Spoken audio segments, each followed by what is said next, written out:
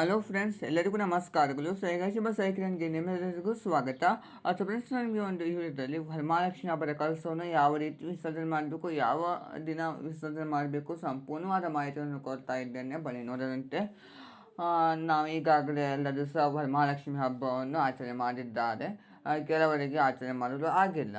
ಅವರು ಮುಂದಿನ ವಾರ ಸಹ ಮಾಡಬಹುದು. ಆದರೆ ತುಂಬಾ ಒಂದು ಒಳ್ಳೆಯದಂದರೆ ಇದೇ ವಾರ ಆಚರಣೆ ಮಾಡುವಂಥದ್ದು. ಆಗಿಲ್ಲ ಅಂದರೆ ಮುಂದಿನ ವಾರ ಸಹ ನೀವು ಆಚರಣೆ ಮಾಡಬಹುದು. ಯಾವ ರೀತಿ ವಿಸರ್ಜನೆ ಮಾಡಬೇಕಂದ್ರೆ, ನೀವು ವೈಭವಲಕ್ಷ್ಮಿ ಪೂಜೆ ಮಾಡುವುದಾದರೆ ಸಂಜೆ 6:34 8 ಗಂಟೆ 20 ನಿಮಿಷದವರೆಗೆ ನೀವು ಈ ವೈಭವಲಕ್ಷ್ಮಿ ಪೂಜೆಯನ್ನು ಮಾಡ್ಕೋಬಹುದು. ಒಂದು ಉದ್ಯಾಪನೆ ಹೇಗೆ ಮಾಡುವವರಿಗೆ ಹೇಗೆ ಮಾಡಬೇಕು ಅಂತ ಸಹ ತಿಳಿಸ್ಕೊಟ್ಟಿದ್ದೇನೆ. ಆ ವಿಡಿಯೋವನ್ನು ಸಹ ನೀವು ನೋಡ್ಕೋಬಹುದು.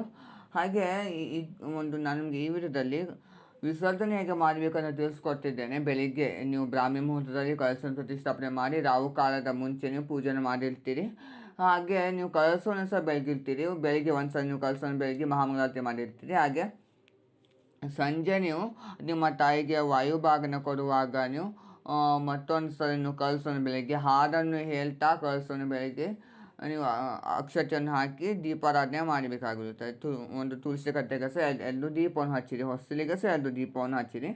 ರಾತ್ರಿ ಸಮಯದಲ್ಲಿ ಅಂದರೆ 8 ಗಂಟೆ 20 ಒಳಗೆ ನೀವು ಒಂದು ಪ್ರಸಾದ ರೂಪವಾಗಿ ಮಾಡಬೇಕಾಗಿರುತ್ತದೆ. ಪ್ರಸಾದ ರೂಪವಾಗಿ ನೀವು ಮೊಸರನ್ನ ಮಾಡಬಹುದು. ಮೊಸರನ್ನ ನೀವು ಮಾಡಲೇಬೇಕಾಗಿರ್ತದೆ. ಬೆಳಗ್ಗೆ ನೀವು ಮಾಡಿದರೆ ಸಂಜೆ ಮಾಡೋದು ಬೇಡ.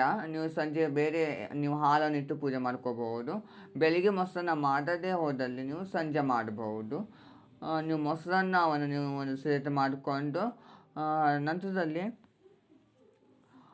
ಮಂಗಳಾರತಿಯನ್ನು ಮಾಡಿ ನೀವು ಕಳಸವನ್ನು ಬೆಳಗಬೇಕಾಗುತ್ತದೆ. ಕಳಸವನ್ನು ಬೆಳಗ್ಗೆ 3 ಸಲ ನೀವು ಕಳಸವನ್ನು ಬೆಳಗಬೇಕಾಗುತ್ತದೆ. ಕಳಸವನ್ನು ಬೆಳಗ್ಗೆ ಕೆಂಪಾರತಿಯನ್ನು ಮಾಡಿ ಅದು ಸಹ ನೀವು 8 ಗಂಟೆ 20 ಒಳಗಡೆ ನೀವು ಅದನ್ನು ಮಾಡ್ಕೋಬೇಕಾಗಿರುತ್ತದೆ. ಕಳಸವನ್ನು ಬೆಳಗ್ಗೆ ಕೆಂಪಾರತಿಯನ್ನು ಮಾಡಬೇಕಾಗಿರುತ್ತದೆ. ನಾನು ಸಂಪೂರ್ಣವಾದ ಪೂಜೆ ಅದನ್ನು ತಿಳಿಸ್ಕೊಟ್ಟಿದ್ದೇನೆ.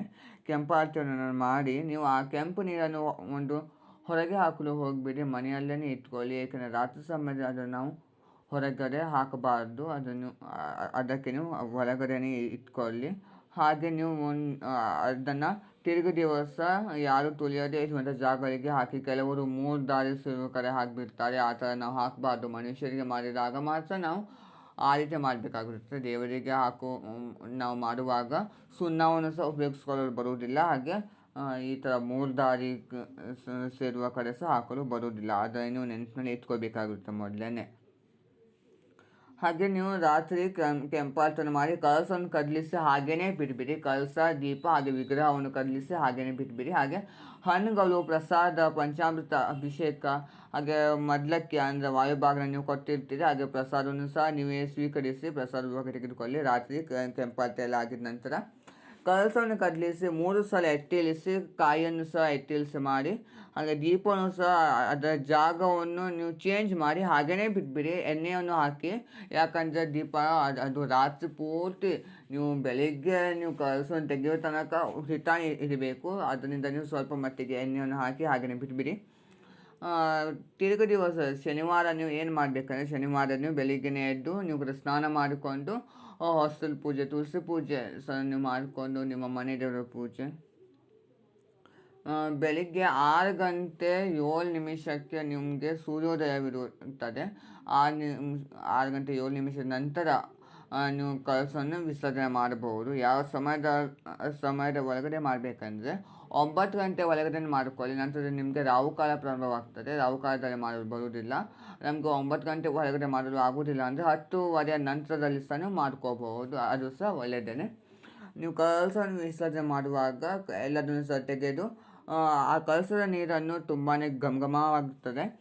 ಮನೆ ಪೂರ್ತಿ ಪ್ರೋಕ್ಷಣೆ ಮಾಡಿ ಮಿಕ್ಕಿರುವಂಥದ್ದು ಯಾರು ತುಳಿಯದೇ ಇರುವಂಥ ಜಾಗಗಳಿಗೆ ಹಾಕಿ. ಅಕ್ಕಿ ನೀವು ನಿಮ್ಮ ಮನೆ ಅಡುಗೆಗಳಿಗೆ ಅದನ್ನು ಯೂಸ್ ಮಾಡಿಕೊಳ್ಳಿ. ಕಾಯಿ ಸ್ವೀಟೇ ಮಾಡಬೇಕು, ಬೇರೆ ಏನನ್ನು ಸಹ ನೀವು ಅದನ್ನು ಮಾಡಲು ಹೋಗಬೇಡಿ.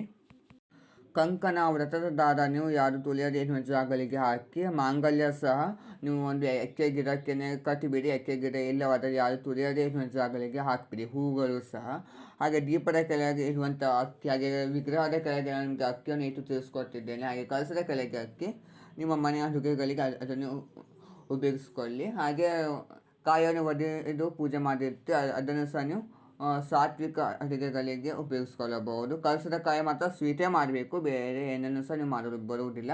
ಹಾಗೆ ನೀವು ಕಳಸಕ್ಕೆ ನೀವು ಅಂದರೆ ಆರತಿ ಮಾಡುವ ಕಳಸಕ್ಕೆ ಲಿಂಬೆ ಹಣ್ಣನ್ನು ಇಟ್ಟಿರ್ತೀರಿ. ಆ ಲಿಂಬೆ ಹಣ್ಣನ್ನು ನೀವು ಯಾರು ತೊಳೆಯದೆ ಒಂದು ಜಾಗಗಳಿಗೆ ಹಾಕ್ತೀರಿ. ದೀಪ ಕಳಸ ಎಲ್ಲದನ್ನು ಸಹ ನೀವು ಒಂದು ಶುದ್ಧಿ ಮಾಡಿಕೊಂಡು ಎತ್ತಿರಿ. ನಂತರದ ದಿವಸ ಅಂದರೆ ನೀವು ಯಾವಾಗ ಪೂಜೆ ಮಾಡಿರ್ತೀರೋ ಆವಾಗ ಎಲ್ಲ ದೀಪವನ್ನು ಸಹ ನೀವು ಹಚ್ಚಬಹುದು, ಕಾಮಾಕ್ಷಿ ದೀಪವನ್ನು ಸಹ. ಈ ಥರ ನೀವು ಮಾಡಿ. ಹಾಗೆ ಹೂಗಳು ಸಹ ಯಾರು ತುಳಿಯೋದೇ ಒಂದು ಜಾಗಗಳಿಗೆ ಹಾಕಬೇಡಿ ಕಳಸದ ಒಂದು ವೀರ್ಯದಲ್ಲಿ. ಹಾಗೆ ಕಳಸದ ವಸ್ತುಗಳನ್ನು ನೀವು ಕಾಯಿನ್ ಹಾಕಿರ್ತೀರಿ, ಕಾಯಿನ್ ನೀವು ತೆಗೆದು ಇಡ್ತೀರಿ. ಹಾಗೆ ದುಡ್ಡುಗಳನ್ನು ಇಟ್ಟಿರ್ತೀರಿ ನೀವು. ನಾನು ನಿಮಗೆ ಸಹ ಇಟ್ಟು ತಿಳಿಸ್ಕೊಟ್ಟಿದ್ದೇನೆ. ದುಡ್ಡುಗಳನ್ನು ಇಟ್ಟಿರ್ತೀರಿ, ನೀವು ಅದನ್ನು ಯೂಸ್ ಮಾಡ್ಕೋಬೋದು, ಖರ್ಚು ಮಾಡಬಹುದು.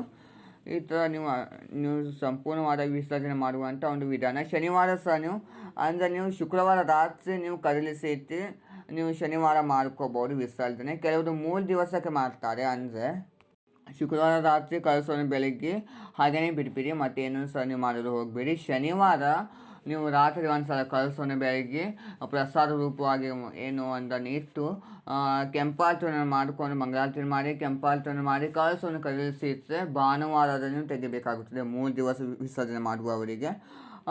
ನೀವೆಲ್ಲ 1 ದಿವಸ ಮಾಡುವುದಾದರೆ ಶನಿವಾರ ತೆಗಿಬೇಕಾಗುತ್ತದೆ, ಅಂದರೆ ವಿಸರ್ಜನೆ ಮಾಡಬೇಕಾಗಿರುತ್ತದೆ.